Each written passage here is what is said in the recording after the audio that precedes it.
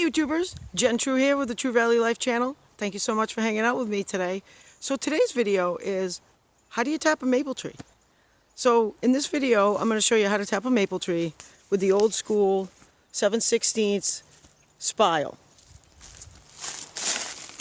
That's this guy. Okay, so that's what this is. This is a 7/16 spile. Okay, and what I use to tap the tree is the old school, it's called the hand brace. Okay, I don't know if you can see that. Let me make sure that you can. So it's an old school hand brace with a 7/16 auger bit. Now when you want to tap a tree, you know they say like this, you want to tap the southwestern side and the side facing the sun, or try to find a spot that's underneath of a branch, or you know, it all is good stuff to consider. But all in all, I found spots on the north side of the tree that had more sap production than the sides that they recommend. So it's kind of a feel thing, and you'll get to know your trees year after year as you tap them. But it's completely normal sometimes to have a tap that just doesn't produce. It's just the way it is. And you can feel free to take it out after a week. And, you know, as long as either find another tree, maybe that tree is, you know, just not feeling it this year. But, you know, just find another tree or find another location on the tree. But just make sure that it's 6 inches in diameter all the way around from that hole that you're replacing, basically. So we're going to go ahead and find a spot. Now you can see in years past I've tapped this tree. So I'm going to follow this root right here, and I'm going to tap probably right about here or here. Now sometimes you'll see them like really high up on the tree where they tap and things, and that's because of the snow. So you know, you typically tap your trees, I would say anywhere from, sometimes it can start in early January, believe it or not, but typically it's mid-February through the beginning of March is when the sap flow production starts, because of the, you know, the temperature. When the night is below 32 degrees and the day rises above 32 degrees, the sap production typically will start, and it acts as such like a vacuum, basically, the tap. When you tap it in, you just tap it in enough so that you can't pull that tap out any longer. You don't want to, you know, drive that tap in too far, because then you can crack the tree. When you do that, you can crack the bark below the spile, and all your hard work, the sap will just run down the tree. And it happens. It happens to the best of, you know, the best of us. Even if you know what you're doing, it happens sometimes. But, you know, knowing is half the battle, right? So let's get to it. So we're going to go ahead and tap right above this root right here. And then when you do that, you just want to have it not straight, not up, but just at a nice, very slight angle, so that gravity can help us here. So I'm going to try to capture this, okay? And then you just want to, with the hand brace, put it to slight pressure. And you know what? I've just changed my mind. I'm going to go up just a little bit higher on the tree. Things happen, right? Sometimes you change your mind. I just saw a spot as I was tapping that I liked better. Right here. Now, again, you want to check for that angle, and then go ahead .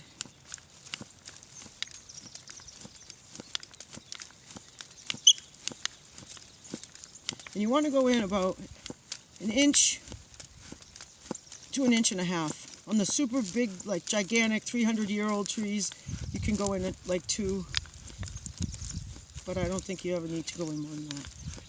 Now the shavings that should be coming out of the tree should be nice, healthy, white, pulpy material, okay? And you want that to come out, because if not, it'll clog up your spile.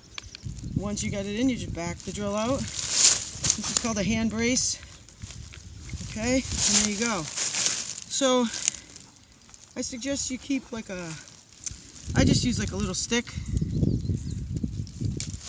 but then you can just make sure that you did in fact remove all See? All of that. I'll show you. So I don't know if you can see that, but you want to make sure that you remove all of those shavings because they'll clog your spile.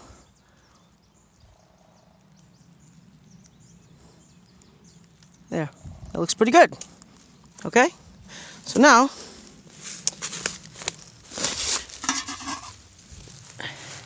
you wash and make sure you sanitize everything before you tap the tree, including the bits or the auger on the hand drill or the hand brace.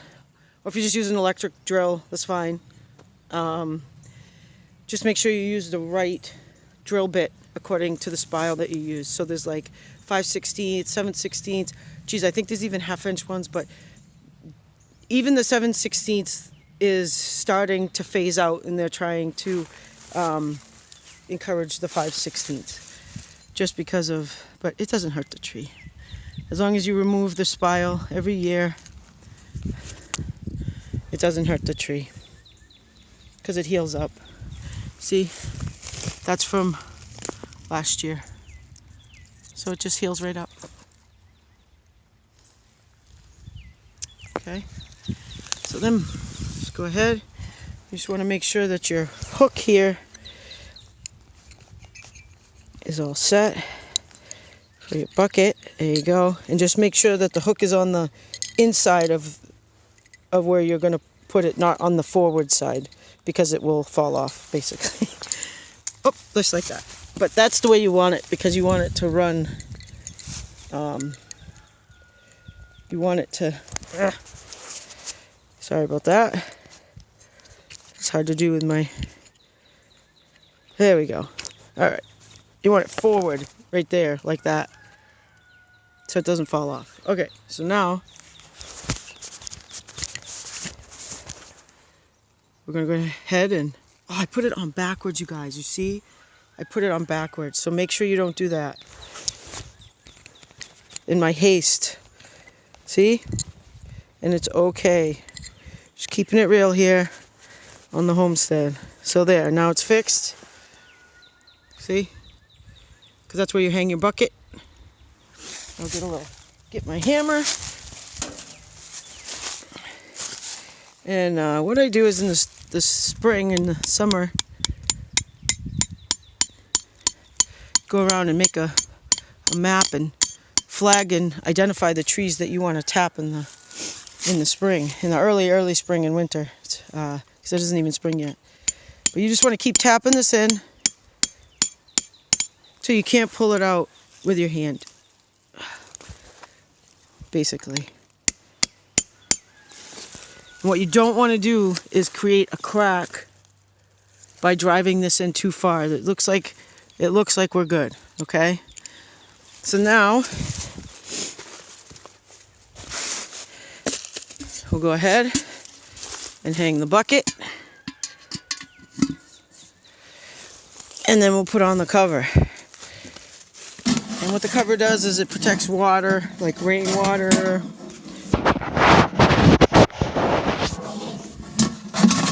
Okay, and then this goes right through here, and then you see it'll come out, and it goes right through that hole right there in the spigot, right through the other side, just like that. And there you go. So when you want to take the sap, you just take the bucket off, dump it out.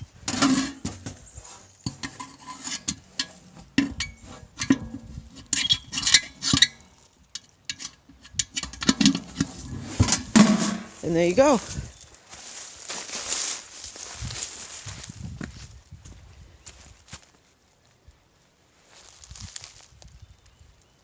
That is how you hang a maple bucket. And then the last thing I do is I flag it